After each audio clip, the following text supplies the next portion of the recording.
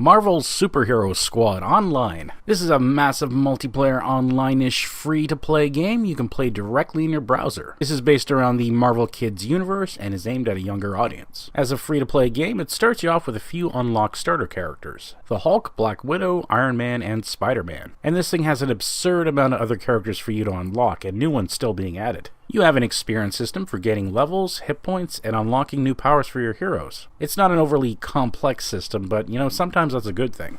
The game takes place in these overhead worlds, and you can see other players running around the area. It's kind of neat. There's a couple areas to choose from representing iconic Marvel Universe areas, such as Thor's planet or the Fantastic Four headquarters. As you explore the areas, you'll be doing various scavenger hunt-like tasks. These little scavenger hunts are for gaining experience, collecting in-game currency, finding items, and unlocking achievements. Some areas in the city will require a particular character to get to, for example, Spider-Man's wall-crawling ability. These scavenger hunt games start off pretty fun at first, but start repeating heavily and get dull actually really fast. But all over the cities, there's these various supervillains which you can fight, and this is where the game starts getting good. You'll enter these arenas where you'll fight the likes of Venom, the Green Goblin, the Juggernaut, the Mole Man, and there's so many of these battles, they're just a blast to play. Combat movement is pretty simple to do. You just use the mouse, point and left click or right click, but you can use your keyboard's arrow keys for more precise movement and dodging. Depending on your character, you could be a ranged fighter like Iron Man or a close-in fighter like the Hulk or Wolverine.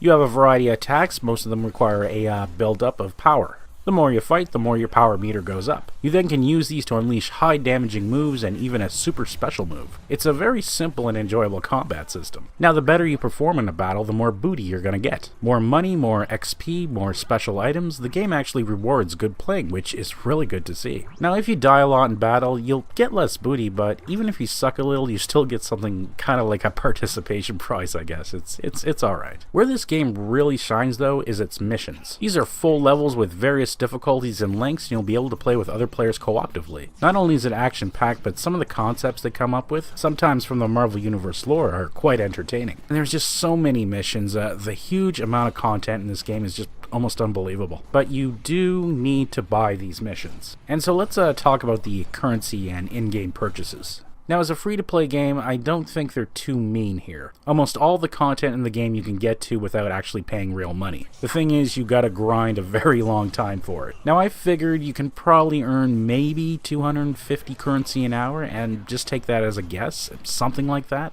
The missions, which I do think are the funnest thing in this game, cost usually 100 currency per mission, so that's pretty cheap. So you can practically buy a mission every 40 minutes, not too bad. But when we get into buying characters and other things, it starts getting up there in price. Some characters cost 1,000, some of them cost 6,000 currency, so if you want to get those, you're going to have to grind for a very long time. Of course, you can use real money in this game, and that's essentially paying for convenience. And I don't think anything's wrong with that. If you enjoy the game and want to support it, yeah, spend some real money on it. In the past, I have spent money on free-to-play games, but that's mainly to thank the creators for the fun I was having. Now, in this game, I didn't because, I really don't have the time to dedicate to a game like this. But if it's something you think you're going to keep playing, yeah, toss them a couple bucks, sure. Now, I did take some of the currency I won in the game, and I tried to buy a few surprise boxes. I was trying to get the Rocket Raccoon character. And that didn't work out, but I did end up getting a rather pricey sidekick bunny van thing. Sidekicks enhance your character with buffs, so that was kind of a neat thing to get. But this game also has a crafting system, so in order to unlock the sidekick abilities, you have to craft these badges.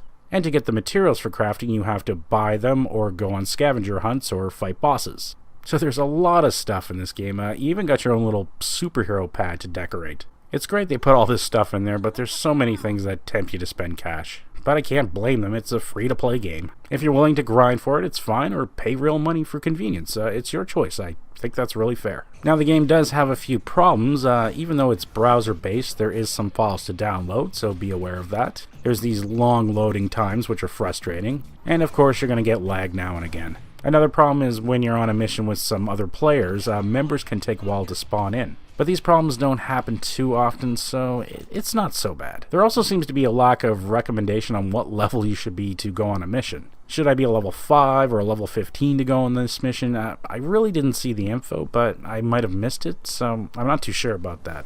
So overall, keep in mind this is a casual MMO, it's really not that difficult. It has a huge amount of content, a reasonable pay or grind system, and great humor and nods to the Marvel Universe, all at a respectable quality. With a group of friends, you'll probably have a lot of fun against the countless missions and boss battles, but you'll have to decide if you want to dedicate yourself to this type of game. This one will keep you busy for a long time. But even if you don't stick around, the boss battles you have access right away at the beginning of the game are actually fun enough to just check out themselves. So go ahead and give the game a whirl yourself. It's free to play, and maybe see what you think about it. I thought it was okay, but give it a go, see what you think. Now this one's actually going to go into a part 2. Yeah, I'm not quite done. This game also contains a separate full Marvel collectible card game that needs its own video to look at. So if you're curious about the card game, you can check out my part 2 of the Marvel Superhero Squad online if you're interested. Anyway, thanks for watching.